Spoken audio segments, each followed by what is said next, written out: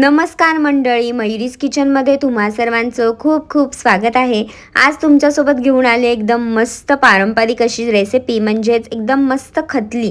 ती सुद्धा बनवली आहे रताळ्याच्या पानांपासून। रताळ्याची पानं साधारण दिसायला नाही अशी असतात, ह्याचा वेल असतो, तर ही पानं काढून याचे भजी किंवा भाजी सुद्धा केली जाते। ह्या रताळ्याच्या पानांचे भजी मी आधी ही रेसिपी पोस्ट केलेली आहे, तुम्हाला मी त्याची लिंक सुद्धा देते। तर रताळीची पानं स्वच्छ धुवून घ्यायची आणि बारीक बारीक चिरून घ्यायची। जेवढी शक्य होईल भाजी तेवढी बारीक चिरायची आणि याची भाजी करण्यासाठी म्हणजेच खतली करण्यासाठी काय करायचं, एका कुकरमध्ये मी करते हे, तुम्ही कुठल्याही भांड्यामध्ये सुद्धा करू शकता। कुकरमध्ये घातल्याने काय होतं, पटकन शिजतं सगळं। त्याच्यामुळे तेल घातलं, तेलामध्ये 3-4 लसूण ठेचून घातले, थोडीशी मोहरी घातली आहे, 2-3 कढीपत्त्याची पानं घालायची, फोडणी चांगली तडतडू द्यायची। फोडणी तडतडली की त्याच्यामध्ये ना एक चिरलेला बारीक टोमॅटो घालायचा, बारीक चिरून घालायचा आणि त्यालाही चांगलं तेलावर परतून घ्यायचं। त्याच्यामध्ये ना आता मी 2-3 चमचे घालते कांदा लसूण खोबऱ्याचं वाटण। ह्याची रेसिपी सुद्धा मी आधी पोस्ट केलेली आहे, लिंक सुद्धा देते डिस्क्रिप्शन बॉक्समध्ये। हे सगळं व्यवस्थित मिक्स झाल्यावर त्यामध्ये लाल तिखट आणि हळद घालायचं आणि थोडंसं पाणी ॲड करून आपल्याला हा मसाला जो आहे तो आधी चांगला व्यवस्थित मिक्स करून घ्यायचा आहे। आता ह्याच्यामध्ये ना कुठलेही कडधान्य घालू शकता तुमच्या आवडीचं। मी इथे ना माझ्या घरी छोले भिजत घातलेले होते, त्याच्यामुळे त्यालाच मी 2 पीसेसमध्ये कट करून ते वापरलेले आहेत। इथे तुम्ही चणा डाळ किंवा शेंगदाणे सुद्धा घालू शकता।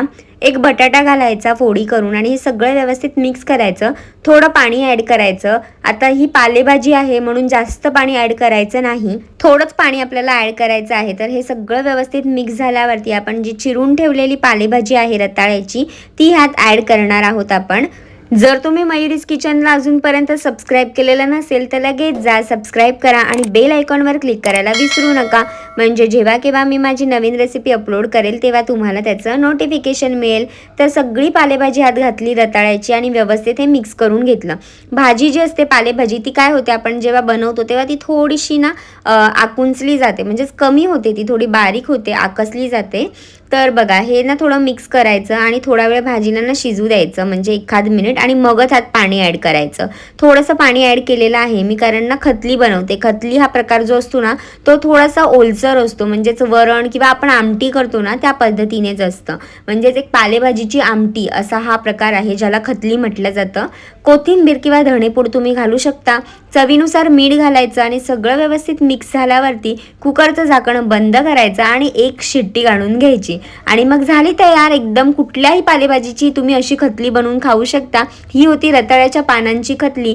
तर तुम्हाला ही रेसिपी आवडली असेल ना तर लाईक करा, शेअर करा आणि सबस्क्राईब करायला विसरू नका। 1 शिट्टी काढून झाली ना की कुकर पूर्णपणे थंड करून घ्यायचा आणि मगच उघडायचा, मग ही मस्त अशी खतली बनून तयार होते। ही रताळ्याच्या पानांची खतली इतकी कमाल लागते ना, गरम गरम भात आणि ही खतली तुम्ही खाल्ला तर अतिशय कमाल लागेल, मजा येईल तुम्हाला।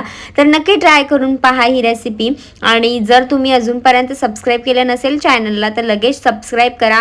निरोगी खा आणि निरोगी राहा।